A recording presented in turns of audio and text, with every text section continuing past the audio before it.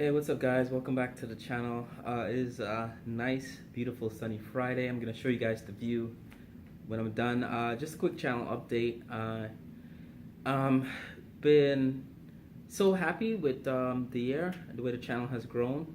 Hasn't grown by a lot, but the growth that has occurred, I'm very happy with. Few months ago, I think in the spring, about almost a year ago. One of my cousins called me up from Toronto, Ontario, and they said, Olaf, do you have a YouTube channel where you do car reviews or do car work? And I was like, yeah, I do, because I didn't tell them about it, and no one in my family knows about my YouTube thing. I think lately I've been mentioning it at like weddings and gatherings, but family members, they probably think it's a joke because most of the people in my family are professional people, and YouTube and the internet, I think it's still kind of archaic, a novelty for them. So they were saying one of my videos for my alternator E46 was actually, they had a snippet of it on a TV show they're watching. It's in Ontario. Not familiar with Canadian TV, but I think it's their equivalent to like an E or Bravo or one of those DIY TV channels for working in a car. And I think the video was talking about alternators, and my video came up. Like I think it was a brief snippet, and the guy mentioned my name and BMW modifications that I've done in the TV show. And I mean, I wasn't contacted by them, but it just came up, I think, briefly, and they said it wasn't like more than 30 seconds or a minute or something like that. And since then, I think, and they were surprised to see it on TV. So since then, my channel, I think I went from 2,000 subscribers to like 5,000, and what I have now in the time since, I think it was April, May, March, around back then. So I don't know if that kind of did something, but it kind of pushed me to provide better content for the channel, as well as I read every comment. All the comment alert comes to my phone or my iPad, and I see it when I'm commuting on the train. I tend to reply to every comment that comes to the channel. So whatever you guys request, I'm actually gonna do this weekend a video of a Barber jacket that a guy wanted to see what the black color looked like as it ages. So I responded to this comment, and I'm gonna make the video this weekend. I don't have a lot of time. You guys know I have a full-time job, and I have a family at home, and we tend to do a lot of things as well with my daughter. So I do squeeze the time in to make these videos and to do a lot of things, and it gives me joy. I mean, it's work for me, but it's good work. It's like the work that makes you happy when you're done, and you see that people appreciate it. And even if people criticize it, I do take your criticisms to heart. I do appreciate the criticisms, because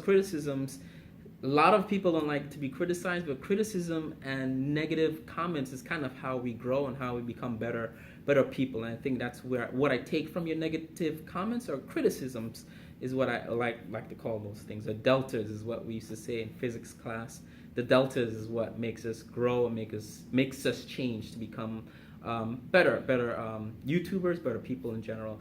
And another thing about the BMW videos, a lot of my stuff, as you guys know, the channel got started because I was a young guy that had a BMW, wasn't making a lot of money, and I had an E36 car.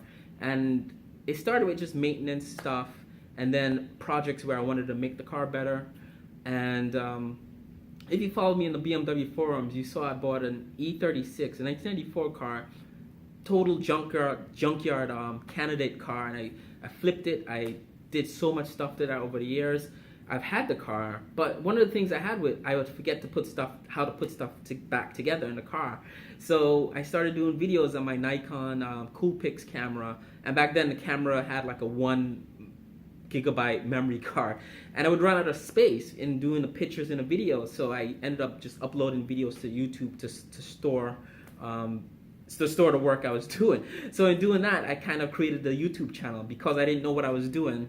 I made those videos to sort of look back on them when it was time to either do the project again, like if I had to do another belts and alternator kind of project, I could look back on that video and know how to do it again, like maybe a year later.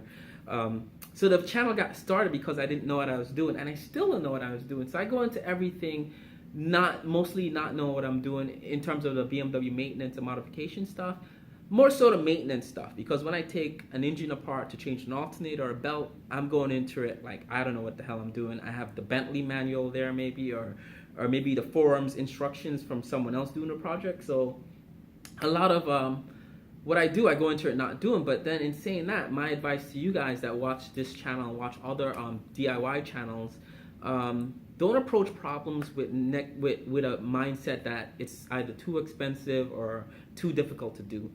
Look at it as something you could learn from. Look at it, go into every challenge and every problem as a learning incentive to like, what can I take out of this situation? Because in solving a problem or doing a modification or like the steering wheel DIY that I did back then, a lot of people say, oh my God, Olaf, it's so expensive. These steering wheels are $1,000, $500, you know, a lot of money in eBay. But I said, like, I went into that thinking, you know, how can I afford this steering wheel? I couldn't afford it at the time, but I ended up selling my original steering wheel and my airbag to sort of cover the cost of buying the Z4 sports shift paddle steering wheel. So it sort of balanced it out, because I thought about how am I going to do it, and I kind of came up with that solution. Anyway, enough of me talking. It's a great Friday. I'm going to show you guys the view from one of our conference rooms. This is not my office. I know I've been asked that before. It's just a conference room in our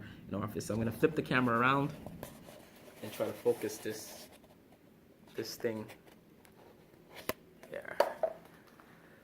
So I get questions in this all the time. That's Central Park. We're right next to the Rock. The Rockefeller building is right there. So we have the view of Central Park right there, which is cool. Down there is the Sheraton Hotel.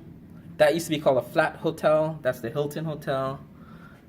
It's construction all over New York, so that's what you kind of see every day you come to work.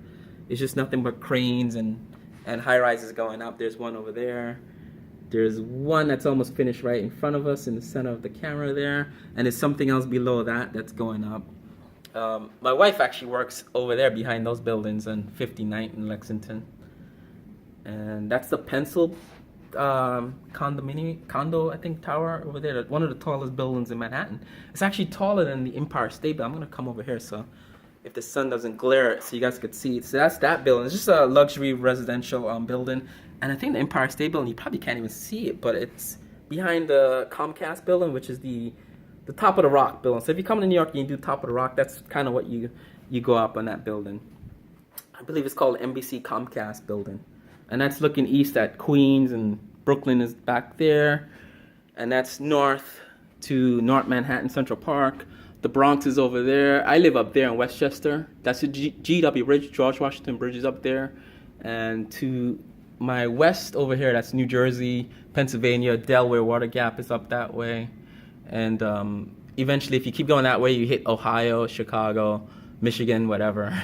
If you keep going that way, you hit Canada eventually. But that's it, guys. That's the view from my office building here in New York. And it's good talking to you guys. Look forward to more videos and more comments from you guys. Bye.